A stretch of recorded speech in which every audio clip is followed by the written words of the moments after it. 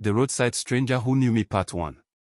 There was a woman who appeared on the roadside almost every afternoon, dressed in torn clothes and carrying the weight of a sorrow no one could measure. Each day, she watched a little girl named Amara walk home from school, her eyes following the child with a mixture of longing, pain, and quiet hope. Something in her gaze reached beyond the present, as if she were staring at a piece of her own soul that had been taken from her. Amara was only 10, full of innocence and bright curiosity. She came from comfort, from a home full of warmth and privilege, surrounded by parents who provided everything she needed. She attended one of the best schools in the city, and the simple thrill of walking home like her friends made her feel independent and grown.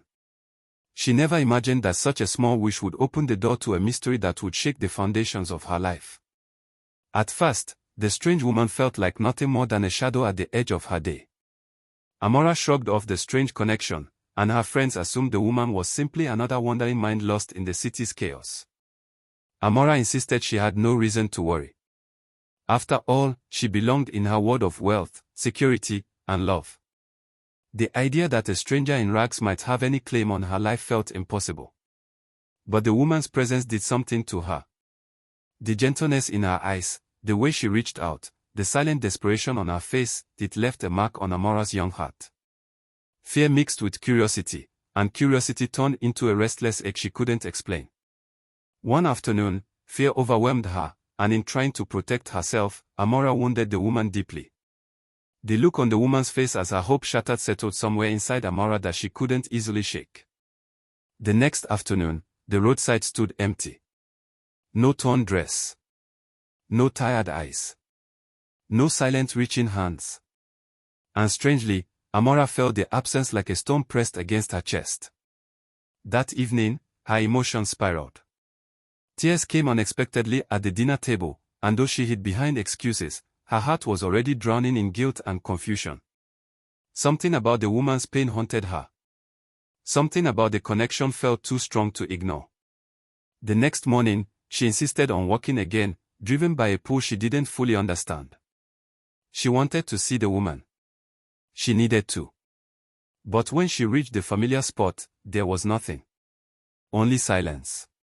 Only emptiness. Her friends teased her, but beneath her denial, fear had already begun to grow roots. And then, just as she turned to leave, the woman appeared, fragile, worn, and trembling with exhaustion. Amara rushed toward her with an instinct she could not explain, clinging to her as though something inside her recognized what her mind refused to accept. Her friends pulled her away in shock, unable to understand why her fear had suddenly turned into an embrace. Throughout the school day, Amara's thoughts churned like a storm. Memories replayed themselves. Questions pressed against her chest. And for the first time, she allowed herself to imagine that life as she knew it might not be the whole truth. Her friends, frightened by her words, alerted her parents. Her mother arrived early, protective and stern, dragging Amara away from the possibility of another encounter. Her father returned home furious and ready to erase the threat from their lives by force. Amara lay awake that night, trembling at the thought of what might happen to the woman, and trembling even more at what truth might be hiding behind her parents' anger. The next morning, the roadside was empty again. The absence felt louder this time. Heavier. Amara's heart raced with dread. On the way to school, the driver slowed near the gate, and that was when Amara heard her name, soft, cautious, and filled with a familiar ache. The woman waited near an abandoned fence, her posture fragile, her eyes carrying a truth too painful to hide any longer. Amara approached her quietly, torn between loyalty and a rising fear that everything she believed could collapse in a single moment. The truth came like a tremor, slow, heavy, shaking the ground beneath her. The woman carried a story rooted in suffering, loss, and betrayal. A story that held Amara at its center. As the weight of it settled over her, confusion wrapped around her heart like cold water. Everything she thought she knew about her life began to blur. She needed answers, real answers, not the polished truth she had grown up with. In a moment braver than her age, she chose to step away from the school gate.